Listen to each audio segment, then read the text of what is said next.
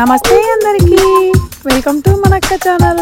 మీలో ఎవరైనా మనక్క channel first time చూస్తున్నట్లయితే సబ్స్క్రైబ్ చేసేయండి. ఇగో నేను ఈడ ఉగాది చేసుకున్నదైతే ఇది ఫస్ట్ టైం అనమాట. నేను వచ్చి సంవత్సరానికి ఎక్కువ అవుతున్నా కూడా పోయినసారి ఉగాదికి ఇండియాలోనే ఉన్నా, అందుకని ఇది ఫస్ట్ టైం అని చెప్తున్నా.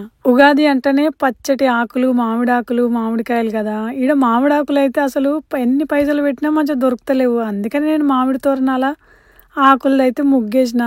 నాకైతే మస్తు అన్ని కలర్స్ ఉన్నాయి, కానీ నేను మాత్రం మొత్తం గ్రీనే మొత్తం చేసిన అనమాట. గ్రీన్నే హైలైట్ చేసి గ్రీన్తోనే చేసిన.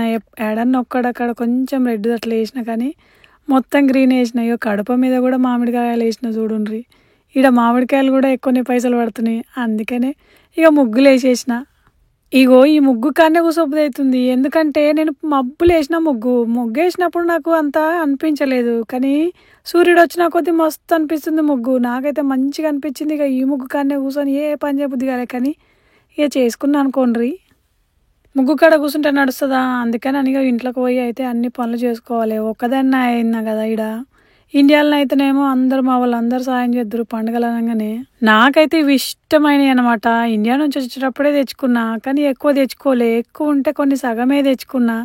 ఈ కామాక్షి అమ్మవారి దీపం నేను రోజు నీళ్ళనే నిత్య దీపారాధన చేస్తాను అనమాట. ఇవైతే పక్కన అక్క వాళ్ళు సాయిబాబా ట్రస్ట్ ఉంటే వాళ్ళు ఇచ్చిర్రు. వాళ్ళైతే ఎవ్రీ ఇయర్కి ఏదో ఒక గిఫ్ట్ అయితే ఇద్దరు అనమాట. ఇప్పుడు అన్ని మిస్ అయిపోతున్నా, అన్ని గిఫ్ట్లు వాళ్ళ పక్కన అక్క వాళ్ళ. నేనైతే రోజు ఇంట్లో నిత్య దీపారాధన చేస్తాను అనమాట. ఇది కామాక్షి అమ్మవారి దీపంలోనే నిత్య దీపారాధన చేస్తా. వాష్ చేసిన ప్రతిదానికి ఖచ్చితంగా బొట్లు పెడతా. నేను కూడా ఫేస్ వాష్ చేసుకున్నప్పుడు బొట్లు లేకుంటే ఎటో ఉంటుంది కదా, మనకైనా దేనికైనా. నేను ఎక్కువ బొట్లు పెట్టుకుంటా, వీటికి కూడా ఎక్కువ బొట్లు పెడతా. నాకైతే ఎందుకో బొట్లు ఉండాలని మస్తు ఇష్టం. ఇవన్నీ అయితే నేను మా పక్కన ఒక అక్క నేను రెంట్కున్నప్పుడు అయితే మస్తు ఇట్లే క్లీన్ చేసుకుంటా. రోజు క్లీన్ చేసేదామని అయితే నేను ఇక ఆమె నుంచి రోజు అయితే నేనేం క్లీన్ చేయగాని ఇట్లా వారానికి ఒకసారి పండుగలకి అయితే ఖచ్చితంగా ఇక క్లీన్ అయితే చేస్తాను. దీపారాధన అయితే హడావిడిగానే అయిపోయింది. ఇక చేసిన దీపారాధన చేసుకున్న తర్వాత ఇక అన్ని పనులు ఇక మొదలు పెట్టుకోవాలి కదా, అందుకే మళ్ళీ ఒకసారి ఇక దేవుడిని అయితే దండం పెట్టుకొని నా పనులను అయితే మొదలు పెట్టుకుంటున్నా. ఇక ఈడ పువ్వులకు కూడా బాగానే కాస్ట్, అందుకని నేను ఇట్లా పువ్వులను అయితే బొకేలాగానే తీసుకొస్తా. విడిగా తీసుకోను, బొకేలాగా తీసుకొచ్చి ఒక వారం రోజులు అయితే వాడతా ఒక బొకేను. ఉగాదికి అయితే అన్ని పనులు చేసుడు వచ్చు, భక్షాలు చేయడం వచ్చు, ఇంకా పనులు అన్ని చేయడం వచ్చు, కానీ ఒక్క పని రాని పని మాత్రం ఇదైతే. ఎందుకంటే పచ్చడి ప్రతిసారి అవ్వోళ్ళ ఇంటికాడైతే నాన్న, అత్తమ్మ వాళ్ళ ఇంటికాడైతే మామ, ఎవరో ఒక్కరు పచ్చడి చేస్తారనమాట. ఎందుకంటే ఇంటి యజమాని ఎవరో వాళ్ళు పచ్చడి చేసుడు మాకు ఆనవాయితీ అనమాట. పచ్చడిని కూడా కుండలనే చేస్తాము. పచ్చడి ఎట్లా చేయాలనో తెలుసు, ప్రాసెస్ తెలుసు, కానీ ఏదెంత వేయాలి అనేది తెలియదు. ఇక అత్తమ్మకు అవ్వకు ఫోన్ చేసి అడిగి ఆయనతో వాళ్ళు ఎట్లా చెప్పిరో అట్లే చేసిన అనమాట. ఇది మామిడికాయతోని పులిహోర చేసిన. ఈసారి అయితే పండుగలన్నీ ఇండియా కన్నా ముందు రోజే వస్తున్నాయి, అందుకనే ఇక వీళ్ళ ఫ్రెండ్స్ అందరు ఇక్కడనే, ఇక వీళ్ళందరూ ఒకసారి చేసుకుంటారు కాబట్టి అందరితో, కాబట్టి నేను కూడా చేసేస్తున్నా. పచ్చడి చేసుడు కొంచెం మా బావ చేస్తుండు మొత్తానికి. ఇక మా బావతోనైతే కొంచెం అయితే స్టార్ట్ చేయించిన. నేను అన్ని నానబెట్టినా, ఇక మా బావ వచ్చిన తర్వాత పచ్చడిని అయితే చేసిండు.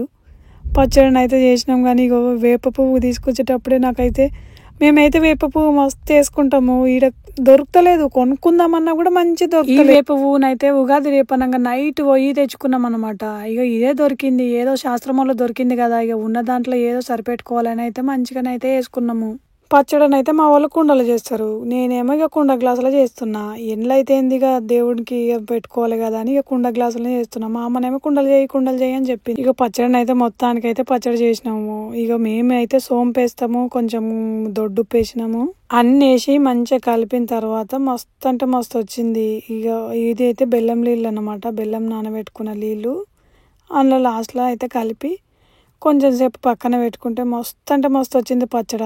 మస్తు వేసిన మా బావన అయితే పచ్చడిని అయితే మస్తు వచ్చింది పచ్చడ, కానీ క్వాంటిటీ ఏమో తక్కువ వచ్చింది. మేము ఎక్కువ క్వాంటిటీలో పచ్చడి తాగుతాం అనమాట.